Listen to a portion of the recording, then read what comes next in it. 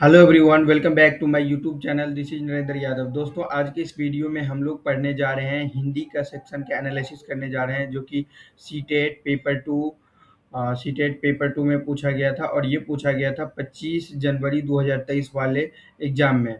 तो ये वीडियो बहुत ही महत्वपूर्ण होने वाली है उन सभी स्टूडेंट्स के लिए जो सीटेट का एग्जामिनेशन का प्रिपरेशन कर रहे हैं और उसका सपना है कि हम गवर्नमेंट टीचर बन पाए।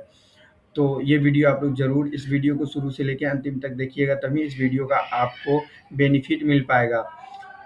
यदि आप लोग मेरे यूट्यूब चैनल पे पहली बार आए हैं तो मेरे यूट्यूब चैनल को ज़रूर सब्सक्राइब करके बेल आइकन को प्रेस कर दीजिएगा, ताकि आप लोगों को इस वीडियो का ज़्यादा से ज़्यादा बेनिफिट मिल पाए।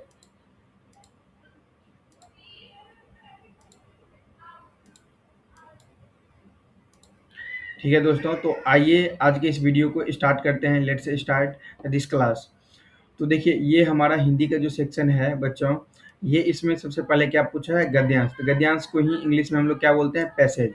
तो ये अनसीन पैसेज है, ये यहाँ पे आप पैसेज देख सकते हो। तो इस पैसेज को हमें रिप्लाई करना है इस हिसाब से। तो देखो, ये पैसेज को एक तो बेस्ट तरीका है कि हमें पूरा पढ़ना नहीं है, ठीक है। पूरा पढ़ने में हमारा टाइम बहुत जाएगा, वेस्ट हो जाएगा। तो इसको हम, जैसे हमारा ये क्वेश्चन है, गद्यांश के अनुसार प्राणी की पहचान किससे होती है।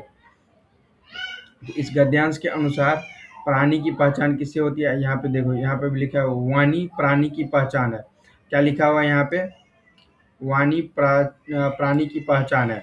तो यहाँ पे, तो ये हमारा क्या हो जाएगा बच्चों, करेक्ट आंसर हो जाएगा हमारा वाणी। तो इसमें क्या पूछ रहा है कि गद्यांश के अनुसार प्राणी की पहचान किससे होती है, तो वाणी हो जाएगा। It is correct option. तो वाणी हो जाएगा हमारा सही। अब देखो, दूसरा हमारा क्वेश्चन क्या पूछ रहा है, कौवे और कोयल की पहचान उनकी वाणी से होती है। दूसरा क्या है बच्चों, कौवे और कोयल की पहचान उनकी वाणी से होती है। कौवा और कोयल की पहचान कैसे होता है, उनकी वाणी से, यानी कि उनके वॉइस से। उसका वॉइस क्या होता है, मेलोडी होता है, मेलोडियस होता है। तो वाक्य से तात्पर्य है कि इस वाक्य से तात्पर्य क्या है।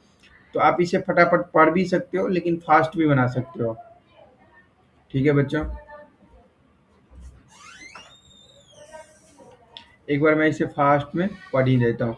देखो, वाणी प्राणी की पहचान, वाणी प्राणी की पहचान है। जिस प्रकार कोयल और कोयल की पहचान उनकी वाणी से होती है, उसी प्रकार किसी व्यक्ति के आचार व्यवहार तथा स्वभाव स्वभाव की परख भी वाणी द्वारा होती है। मीठी वाणी दूसरे को वश में करने की औषधि है। जब हम मधुर वाणी का श्रवण करते हैं, तब हमारा चित्त प्रसन्न हो जाता है। सज्जन सर्वदा मधुर वाणी का ही प्रयोग करते हैं, जबकि दुर्जनों की वाणी कटु और कर्कश होती है। मीठी वाणी शत्रु को मित्र बना सकती है। निराश व्यक्तियों में आशा उत्साह का संचार कर सकती है। कटु वाणी हृदय में सूल की तरह चुभती है, इससे अपने भी पराये हो जाते हैं। इतना ही नहीं, कटु वाणी लड़ाई झगड़ों, यहाँ तक कि बड़े युद्ध का कारण भी बन जाती है। ऐसा कहा जाता है कि जिस व्यक्ति ने अपनी वाणी को वश में कर लिया और मधुर वचनों का प्रयोग सीख लिया, उसे मानो सब पा लिया। मधुर वाणी अमृत के समान काम करती है। तो मधुर वाणी कैसे काम करती है बच्चों, तो मधुर वाणी अमृत के समान काम करती है। तो दूसरा हमारा क्वेश्चन क्या था, कौवे और कोयल की पहचान उसकी वाणी से होती है। वाक्य का तात्पर्य है। तो 92 का क्या हो जाएगा बच्चों, तो देखो, कोयल कौवे से सुंदर होती है और उसकी वाणी भी मधुर होती है। नहीं, ये हमारा गलत हो जाएगा। यहाँ पे सुंदरता का कंपैरिजन नहीं किया गया है गद्यांश में। कोयल और कौवा दोनों लगभग समान रूप होते हैं, किंतु उनकी वाणी में अंतर होता है। तो दोनों क्या है, समान रूप होता है कौवा और कोयल, क्योंकि दोनों क्या है, पक्षीय बर्ड है। लेकिन उसके वाणी में, उसके वॉइस में क्या होता है, अंतर होता है। तो ये दूसरा हमारा हो जाएगा, 92 का दूसरा हो जाएगा। अब देखो बच्चों,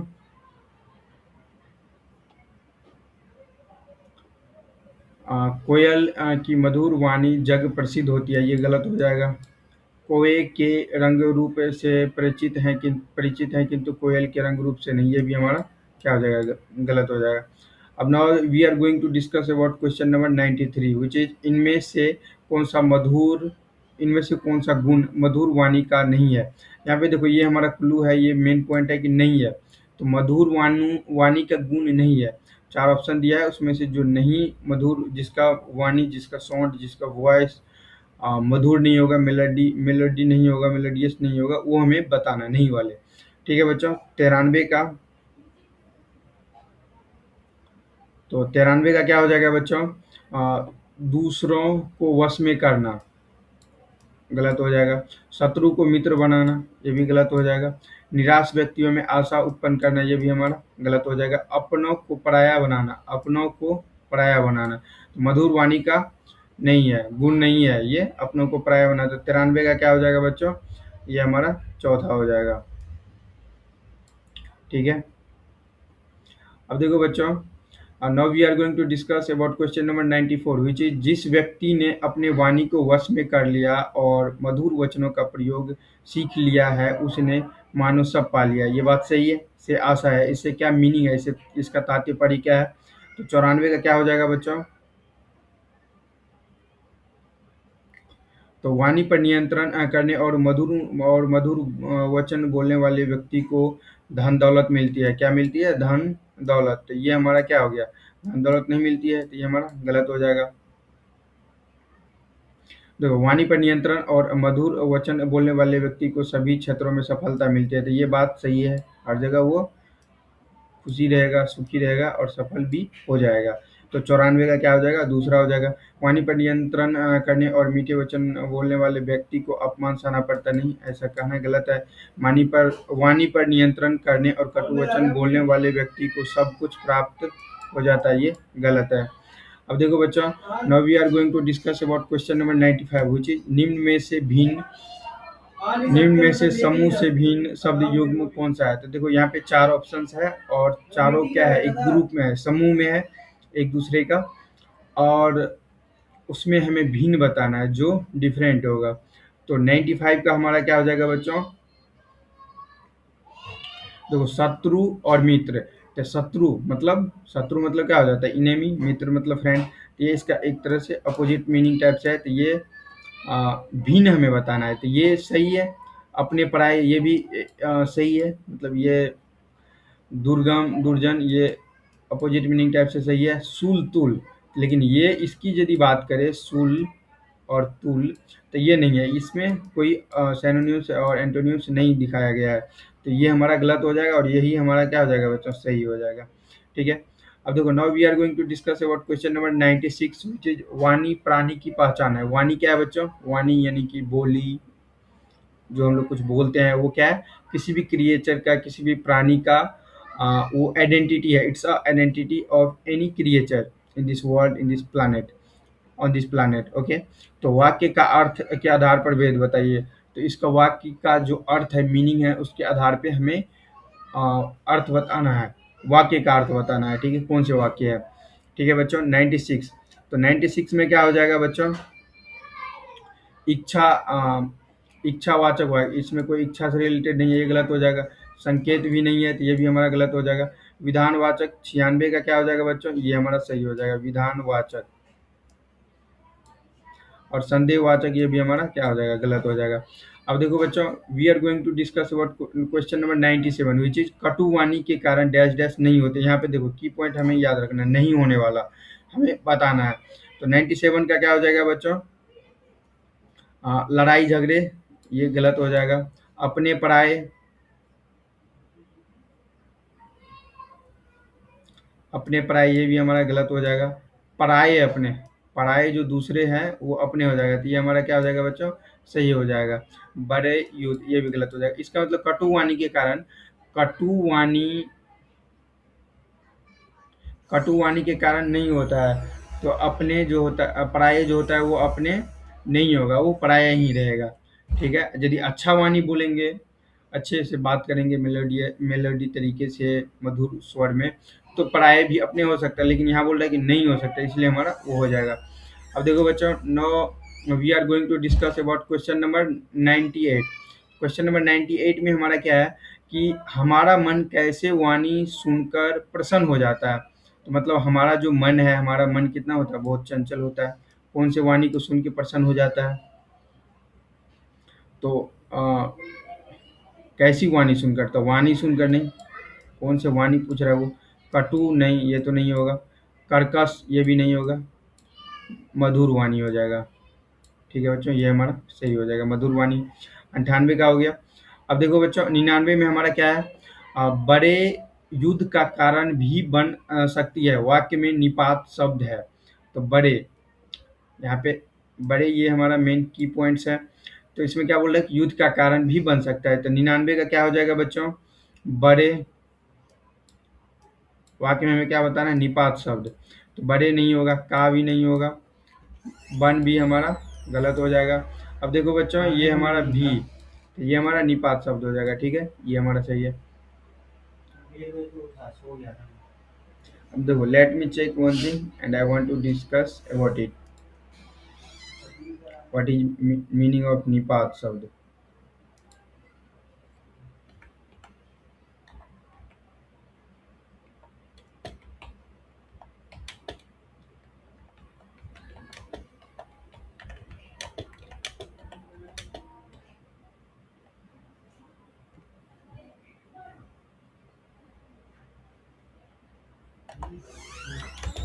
वैसा तो है कि पैसे लगा हूँ।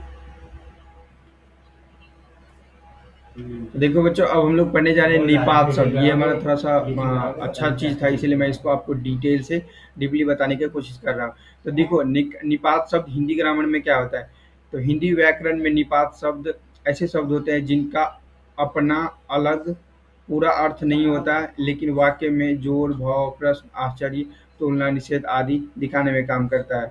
ठीक है, तो जो शब्द वाक्य में केवल भाव या बल, इम्फेसिस प्रकट करे उन्हें निपात करता है। तो निपात क्या होता है, ऐसा वर्ड है, ऐसा शब्द है जो किसी भी वाक्य में, किसी भी सेंटेंस में, किसी भी स्टेटमेंट में क्या करता है, इम्फेसिस करता है, मतलब भाव या बल प्रकट करता है, एक्स्ट्रा। तो एक्स्ट्रा भाव देता है, एक्स्ट्रा बल प्रकट करता है, एक्स्ट्रा जोर देता है, एम्फेसिस करता है, उसी को हम लोग निपात बोलते हैं। जस्ट लाइक देखो यहाँ पे देखो, एज फॉर एग्जाम्पल निपात हम लोग समझ रहे हैं ही। देखो राम ही जाएगा, मतलब मान लो वहाँ पे 2-4 आदमी है, 5 आदमी, 6 आदमी है, और मैं यहाँ पे क्या कर रहा हूँ, इम्फेसिस कर रहा हूँ, राम को ज़्यादा इम्फेसिस कर रहा हूँ, उस पर ज़्यादा जोर दे रहा हूँ, और मैं बोल रहा हूँ कि राम ही जाएगा, श्याम ही जाएगा। यहाँ पे क्या हो रहा है, और दूसरा हमारा क्या ऑप्शन, भी, तो मैं भी आऊँगा, तुम भी जाओगे। तो यहाँ पे ये दो, ये जो आप देख रहे हो, देखो तो वाले देख रहे हो, तुम तो बहुत अच्छे हो, तुम तो बहुत अच्छे हो, आदमी तो बहुत सारे हैं, लेकिन वहाँ पे स्पेसिफिक एक आदमी के बारे में बात कर रहे हैं, तुम तो बहुत अच्छे हो, ये बहुत अच्छे हैं। तो यहाँ पे ही, भी, तुम, तो इससे हमें क्या पता चल रहा है कि ये ही जोड़ दे रहा है कि केवल राम जाएगा। भी में क्या हो रहा है, भी जोड़ने का भाव कर रहा है, तो क्या हो रहा है, विशेष बता रहा है, विशेष बल दे रहा है। तो इस टाइप से हमारा जो होता है, जैसे एज फॉर एग्जांपल ही, भी, तो, न, क्या, तक, मात्र, भर, ये सब सारे हमारा क्या होता है, हिंदी ग्रामर में निपात होता है, निपात हमें निपात कहलाता है। Is that clear students? So example जैसे वह ही मेरा दोस्त है, मैं दिल्ली भी गया था, तुम तो कमाल कर देते हो। यहाँ पे ही जो है, भी है, तो है, ये सब सारे हमारा क्या है बच्चों, हिंदी ग्रामर के अकॉर्डिंग निपात शब्द है। तो आई थिंक आपको अब निपात शब्द क्लियर हो गया, अच्छे से समझ में आ गया। Now we came back, now we need to go, we come to our question. ठीक है, तो ये हमारा आई थिंक क्लियर हो गया। तो ये निपात शब्द क्या होता है, जो एम्फेसिस करता है किसी भी सेंटेंस में किसी खास चीज को, किसी वर्ड्स के, वही हमारा होता है। ठीक है बच्चों, अब देखो 99 हमारा हो गया।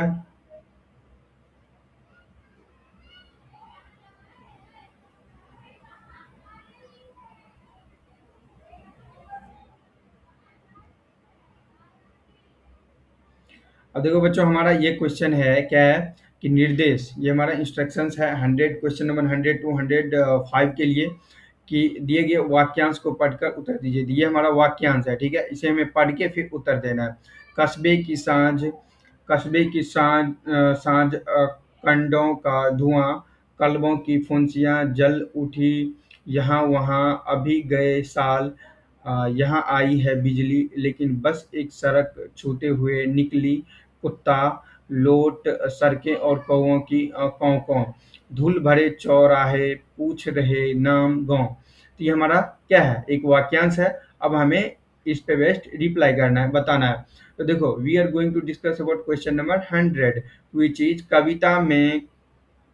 कविता में किस ओर संकेत किया गया है? पूछ रहा है इसमें क्या, कविता में किस ओर संकेत किया गया है। ठीक है बच्चों, तो हमें बताना है।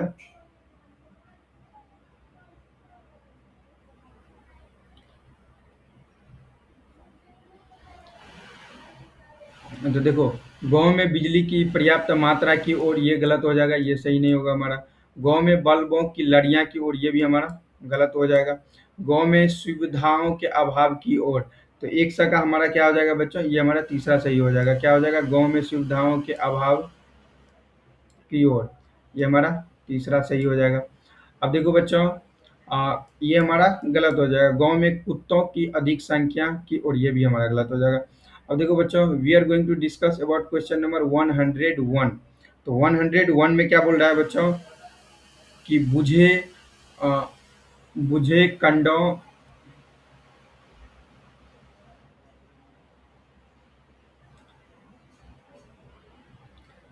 इसमें क्या बोल रहा है बच्चों, इसमें क्या बोल रहा है, बुझे कंडों का धुआं का एक निहितार्थ संभव नहीं है।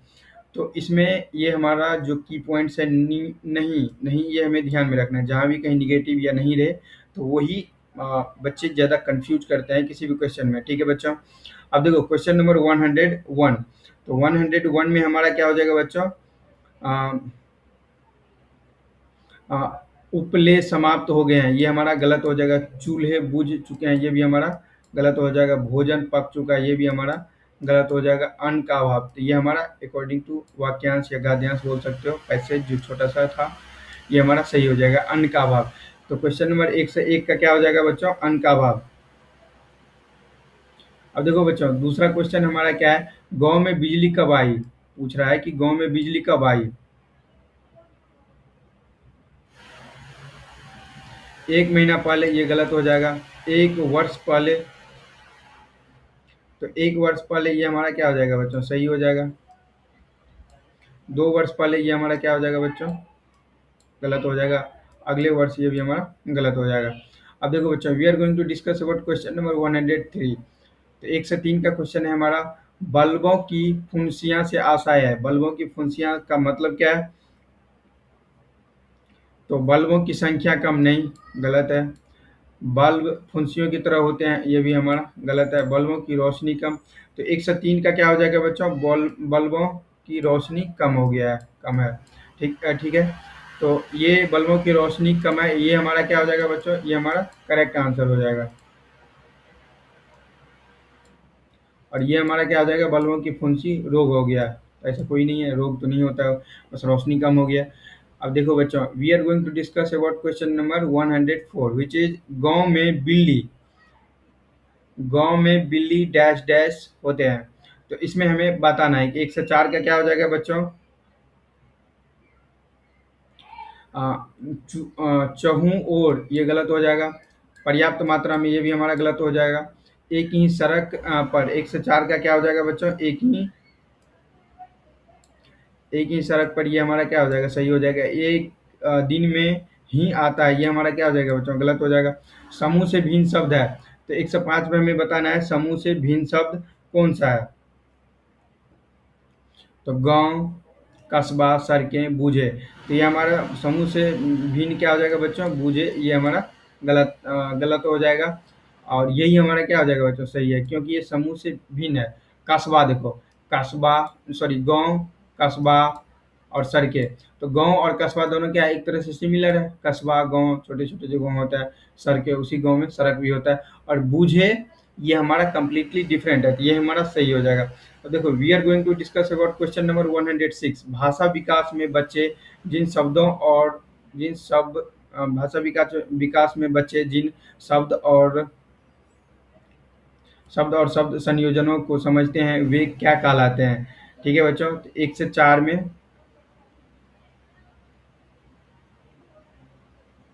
तो वो क्या कहलाता है बच्चों, 1 से 4 का, 1 से 4 नहीं, ये कौन सा था, 1 से 6। तो 106 का क्या हो जाएगा बच्चों? स्वनिम, ग्राह्य, उत्पाद, बोध। तो यहाँ पे ये ग्राह्य क्या हो जाएगा हमारा? ये सही हो जाएगा। बोध गलत हो जाएगा, स्वर्णिम भी गलत हो जाएगा, उत्पाद भी हमारा गलत हो जाएगा। ठीक है बच्चों। अब देखो, we are going to discuss about question number 107। दूसरों के साथ प्रभावशाली और उपयुक्त संप्रेषण में कैसे संलग्न किया जाए, इसे संबंधित भाषा का घटक क्या है? तो 107 में क्या पूछ रहा है कि ध्वनि विज्ञान, अर्थ विज्ञान, व्यवहारशील, व्याकरण। तो इसमें हमारा करेक्ट आंसर क्या हो जाएगा बच्चों 107 का? तो ये व्यवहारशील हमारा क्या हो जाएगा बच्चों? ये हमारा सही हो जाएगा व्यवहारशील। और ये ध्वनि विज्ञान ये हमारा गलत हो जाएगा, अर्थ विज्ञान ये भी गलत हो जाएगा, और व्याकरण ये भी हमारा गलत हो जाएगा। ठीक है। अब देखो बच्चों, we are going to discuss about question number 108। प्रत्येक बच्चे में भाषा के नियमों की सहजात क्षमता है जो सभी मानवीय भाषाओं में लागू होते हैं। यह विचार किसके द्वारा समर्थित है? तो ये विचार कौन दिया था, किसके द्वारा दिया गया था? ठीक है बच्चों, किस पे बेस्ड है ये हमें बताना है। तो देखो, व्यवहारवादी ऑप्शन ए, प्राकृतवादी, संज्ञानात्मकवादी, रचनावादी। तो हमारा ऑप्शन क्या हो जाएगा बच्चों 108 का? ये हमारा सही हो जाएगा प्राकृतवादी, ऑप्शन नंबर 2।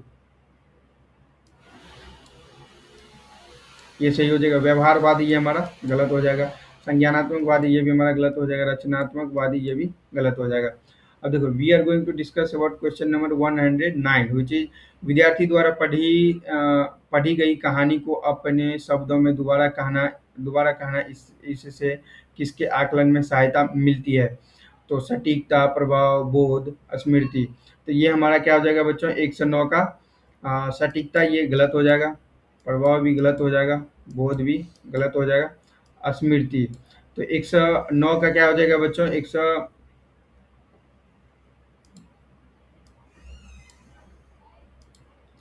109 का क्या हो जाएगा बच्चों? 109 का हमारा हो जाएगा बोध। करेक्ट आंसर हो जाएगा बोध, ये हमारा सही है। और स्मृति ये हमारा क्या है बच्चों? गलत है।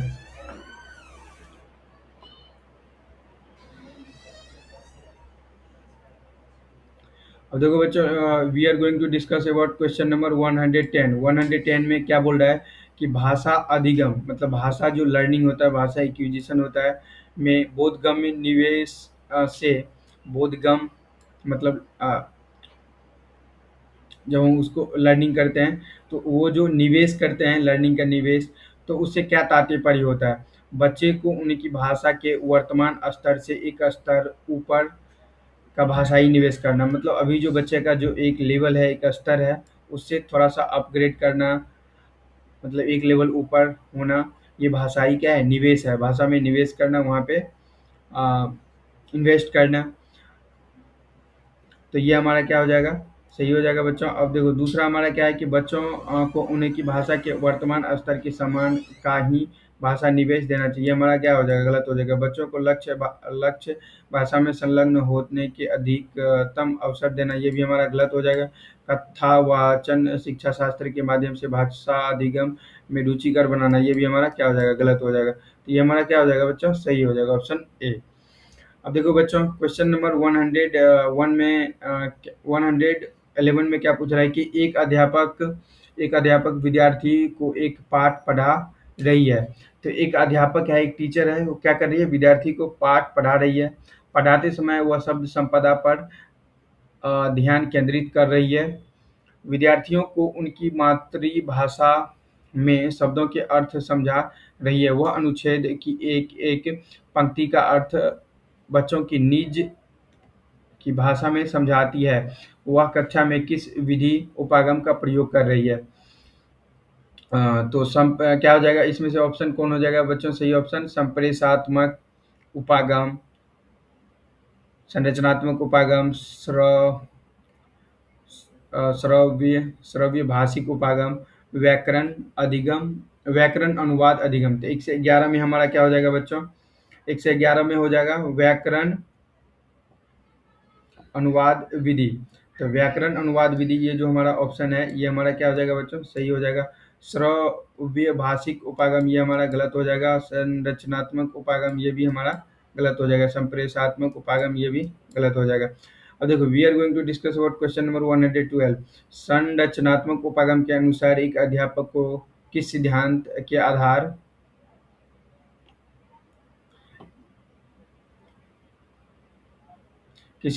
पर शिक्षार्थियों की जरूरत के अनुसार संरचनाओं को स्तरवार बनाना चाहिए।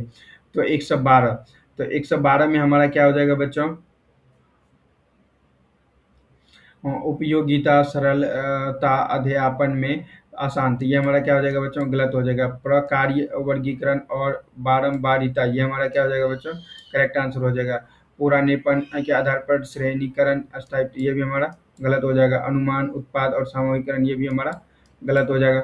अब देखो बच्चों क्वेश्चन नंबर 113, इसमें क्या बोल रहा है कि एक अध्यापक बच्चों बच्चों को बिना अंत वाली एक खोजी जासूसी कहानी सुनाता है। शिक्षार्थियों को कहानी में प्रस्तुत रहस्य को सुलझाने के लिए कहा जाता है और इस तरह से उसका अंत बताने के लिए कहा जाता है। यह कार्य शिक्षार्थियों के किस स्तर के भाषा अधिगम का आकलन करने में मदद करेगा? तो इसमें हमें बताना है बच्चों। 113 में क्या हो जाएगा बच्चों? निम्न स्तरीय चिंतन, निम्न स्तरीय तो नहीं होगा। मध्यम स्तरीय चिंतन, ये भी हमारा गलत हो जाएगा। तो 113 में क्या हो जाएगा बच्चों? उच्च, क्या है ये? उच्च स्तरीय चिंतन, हाई लेवल का जो कंसिडरेशन होता है या थॉट्स होता है, थिंकिंग, ये हमारा हो जाएगा। बोध, समझ पाने के लिए चिंतन, ये भी हमारा गलत हो जाएगा। अब देखो बच्चों we are going to discuss about question number 114, 114। तो 114 में हमारा क्या क्वेश्चन है बच्चों? निम्नलिखित में से कौन, क्या पूछ रहा है कि निम्नलिखित में से कौन सी युक्ति बच्चों के भाषा विकास का समर्थन नहीं करेगी? तो बच्चों ये हमारा की पॉइंट है, नहीं, ये सबसे मेन है कि कौन सा भाषा विकास का समर्थन नहीं करेगा। यहाँ पे एक ऐसा ऑप्शन होगा जो नहीं करेगा और 3 ऐसा ऑप्शन है जो समर्थन करेगा। तो ये हमें पता करना है, नहीं करने वाले। ठीक है बच्चों, तो 114 में हमारा क्या हो जाएगा बच्चों? संदर्भ में भाषा अधिगम के लिए अवसर देना, ये हमारा क्या हो जाएगा? गलत हो जाएगा। कक्षा में एक दूसरे के साथ अंतःक्रिया करने के अवसर देना, ये भी हमारा गलत हो जाएगा। इस तरह की गतिविधियों में योजना बनाना जिसमें बच्चे अर्थपूर्ण उद्देश्यों के लिए संप्रेषण कर सके, ये भी हमारा गलत हो जाएगा। भाषा का मूल रूप से बोलने वाले की बातचीत, भाषा का मूल रूप बोलने वालों की बातचीत को प्रभावशाली मॉडल सुनाना और बच्चों को उसे की नकल करने के लिए कहना। तो ये हमारा क्या हो जाएगा बच्चों? सही हो जाएगा। It is absolutely right. 114 हो गया बच्चों। अब देखो 115 की बात करें तो 115 में क्या है हमारा बच्चों? 115 में क्वेश्चन है कि भाषा के अध्यापक होने के नाते श्रवण और वाचन के लिए योजना बनाते समय क्या करने की आवश्यकता है? तो हमें इसमें बताना है 115। तो 115 में क्या हो जाएगा बच्चों? बच्चों को द्वितीय और विदेशी भाषाओं का अर्जन करके अपनी भाषा के दायरे में विस्तार करने की क्षमता की में मदद करना, ये हमारा गलत हो जाएगा 115 का। विद्यार्थियों को कुछ संवाद कंठस्थ करने के लिए देना और फिर कक्षा में अभिनय द्वारा प्रस्तुति करना, ये भी हमारा क्या हो जाएगा बच्चों? गलत हो जाएगा। बातचीत में विभिन्न प्रकारों को समन्वित करने के लिए अवसरों, उद्देश्यों, श्रोताओं और समूहों के साथ अधिकाधिक अवसर शामिल करना, तो ये हमारा क्या हो जाएगा बच्चों? 115 का तीसरा, ये हमारा सही हो जाएगा।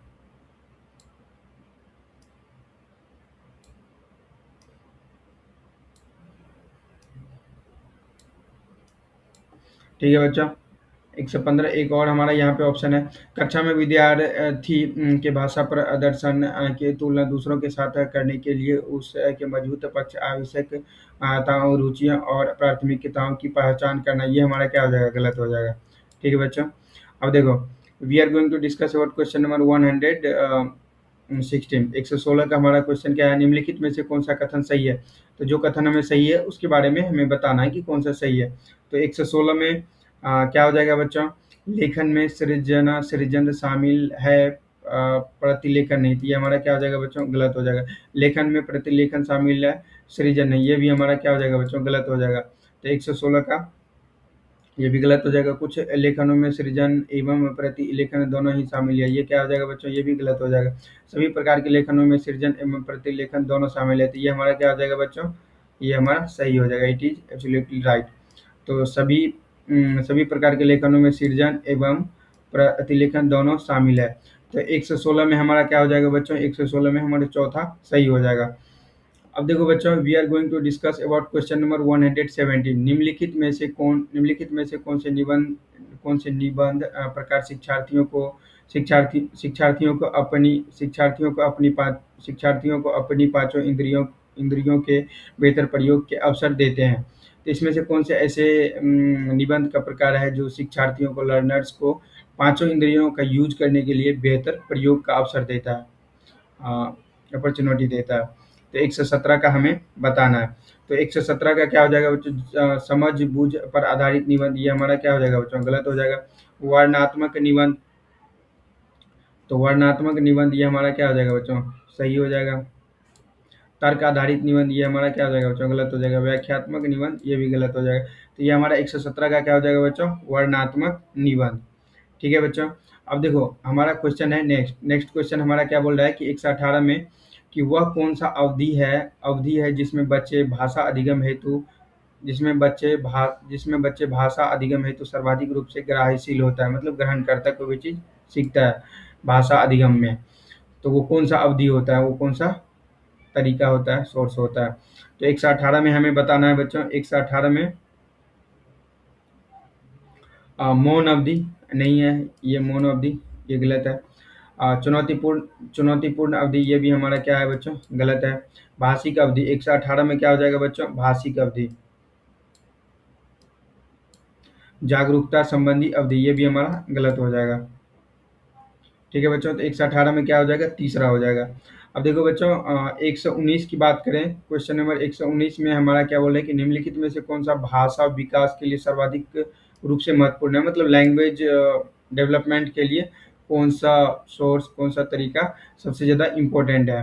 ठीक है बच्चों। 119, तो आकलन हेतु विभिन्न प्रकार के उपकरण और विधियों का प्रयोग करना है। तो ये हमारा क्या हो जाएगा बच्चों, गलत हो जाएगा। पाठ्यक्रम और पाठ्य पुस्तक के सभी अभ्यासों को पूरा करना, ये भी हमारा गलत हो जाएगा 119 का। देखो अंतःक्रिया के लिए अधिक से अधिक अवसर प्रदान करना, ज़्यादा से ज़्यादा अपॉर्चुनिटी उसको प्रोवाइड करना है। तो ये हमारा क्या हो जाएगा बच्चों, ये हमारा सही हो जाएगा। अब देखो नेक्स्ट हमारा है कि बहुत सी शिक्षण सामग्रियों का उपयोग करना।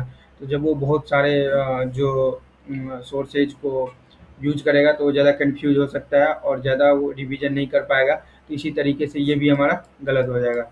अब देखो बच्चों नेक्स्ट नेक्स्ट क्वेश्चन है हमारा 120 का। एक व्यवस्था के रूप में एक व्यवस्था के रूप में भाषा के बारे में चिंतन करने की योग्यता को क्या कहा जाएगा। ठीक है। 120 में अधिकाधिक अधिका अधिभाषिक जागरूकता, अतः अधिभाषिक जागरूकता ये हमारा क्या हो जाएगा बच्चों, ये सही हो जाएगा। अधिभाषिक ध्वनि ग्राम स्वर्णिम जागरूकता ये हमारा क्या हो जाएगा बच्चों, गलत हो जाएगा। मुद्रित संभरित जागरूकता ये भी हमारा गलत हो जाएगा। अर्थ विज्ञान जागरूकता ये भी हमारा गलत हो जाएगा। तो 120 में हमारा क्या हो जाएगा बच्चों, ऑप्शन नंबर ए।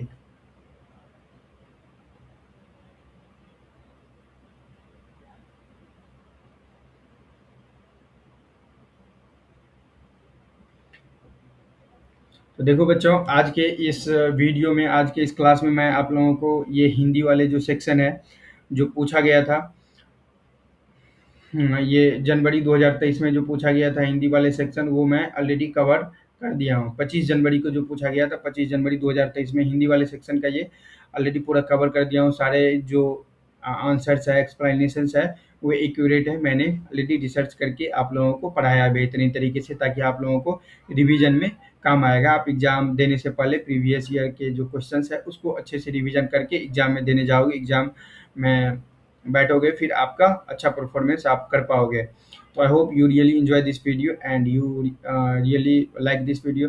सो यदि आप लोगों को ये वीडियो अच्छा लगा हो, इन्फॉर्मेटिव लगा हो, तो ज़रूर इस वीडियो को लाइक कर दीजिएगा। वीडियो को आप अपने दोस्तों के साथ, अपने फैमिली में शेयर कर दीजिएगा, और ऐसे भी बच्चे को शेयर कर दीजिएगा जो किसी भी कम्पिटिटिव एग्जामिनेशन का तैयारी कर रहा है, और मेरे चैनल को भी उसको रिकमेंड आप लोग कर सकते हैं। और आप लोग वीडियो को अच्छा लगा हो तो ज़रूर आप लोग अपने सोशल मीडिया पे भी वीडियो को शेयर कर कीजिएगा। एंड यदि आप लोगों को कोई फीडबैक देना हो तो आप लोग कमेंट करके फीडबैक दे सकते हो। यदि आपको कुछ मुझसे कुछ सवाल पूछना है, कोई क्वेश्चन है, कोई इंक्वायरी है, तो आप लोग कमेंट सेक्शन में कमेंट करके ज़रूर मुझसे पूछ सकते हो। I will definitely reply your questions. तो मैं ज़रूर आपका क्वेश्चंस का जवाब दूँगा। एंड यदि आप लोगों को मुझसे पर्सनली कनेक्ट होना है, मुझसे पर्सनली जुड़ना है, लेटेस्ट अपडेट को पाना है, तो आप लोग उसके लिए ज़रूर मुझे मेरे यूट्यूब चैनल पे भी सब्सक्राइब कर लीजिएगा, और मेरा जितना भी सोशल मीडिया हैंडल है वहाँ पे मुझे फॉलो कर लीजिएगा। एज फॉर एग्जांपल मेरा फेसबुक पेज है यहाँ पे, तो फेसबुक पेज पे एक्सक्लूसिव कंटेंट को देखने के लिए मुझे वहाँ पे फॉलो कर लीजिएगा। नरेंद्र यादव है फेसबुक पेज का नाम। और फिर लिंक्डइन पे भी मुझे आप लोग फॉलो कर लीजिएगा। ट्विटर जो एक्स पे भी फॉलो कर लीजिएगा। टेलीग्राम चैनल पे आपको एजुकेशनल फ्री पीडीएफ प्रोवाइड किया जाता है बच्चों के डिमांड पे भी, यहाँ पे भी आप लोग फॉलो कर लीजिएगा। यहाँ पे मैं इम्पोर्टेंट ब्लॉग राइटिंग करता हूँ, ब्लॉग लिखता हूँ, जो हमारा रियल लाइफ का जो एक्सपीरियंसेज होता है, तो लैंग्वेज के फॉर्म में, क्योंकि मुझे लिखना बहुत ज़्यादा पसंद है। मैं एक बुक भी ऑलरेडी पब्लिश कर दिया हूँ, सम बेटल्स आर इनविजिबल। ये बुक को भी आप लोग यदि पढ़ना है तो पढ़ सकते हो, उसका लिंक डिस्क्रिप्शन बॉक्स में मिल जाएगा।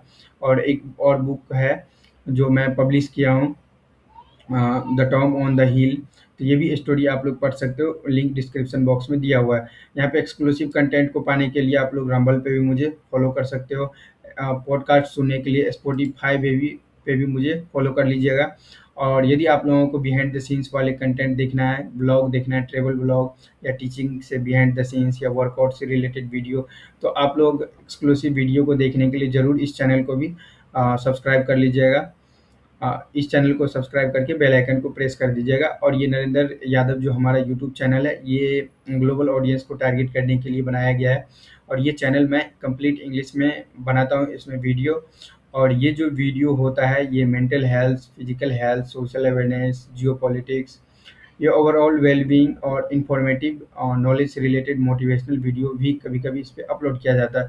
तो आप लोग ज़रूर इसे चेकआउट कीजिएगा और सब्सक्राइब भी कर लीजिएगा। ये हमारा एजुकेशनल चैनल है जिस पे ये वीडियो अपलोड कर दिया जाएगा। और मैं एक इंग्लिश टीचर हूँ, तो मैं इंग्लिश भी पढ़ाता हूँ, और साथ-साथ दूसरे एग्ज़ाम का भी, वन डे एग्ज़ाम का मैं पीवाईक्यू भी एनालिसिस करता हूँ।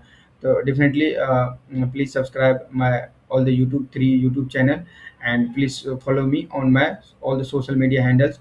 एंड व्हाट्सएप चैनल पे भी आप लोग यहाँ पे फॉलो कर लीजिएगा, वहाँ पे भी आपको लेटेस्ट अपडेट देखने को मिल जाएगा। और यही सब चीज़ें हैं, यही सब सारी बातें हैं। And thanks for watching this video. Wish you all the best, take care, and धन्यवाद वीडियो को देखने के लिए, अपने कीमती समय को देने के लिए। और हमेशा खुश रहिए, स्वस्थ रहिए, हेल्दी रहिए। और नेक्स्ट वीडियो में बहुत ही जल्द मिलते हैं। अगली वीडियो में आप लोगों के साथ फिर से डिस्कस करेंगे नए चैप्टर पे, नए क्वेश्चंस पे। और मैं इसी का सीरीज में एक इंग्लिश वाले सेक्शन रह गया है, तो नेक्स्ट वीडियो में जुड़ना ना भूलें, ज़रूर जुड़िएगा, ज़रूर यूट्यूब पे आइएगा और वीडियो को देखिएगा। उसमें मैं इंग्लिश वाले सेक्शन को एनालिसिस करूँगा, वीडियो सारे क्वेश्चंस को। तो all the best for your exam.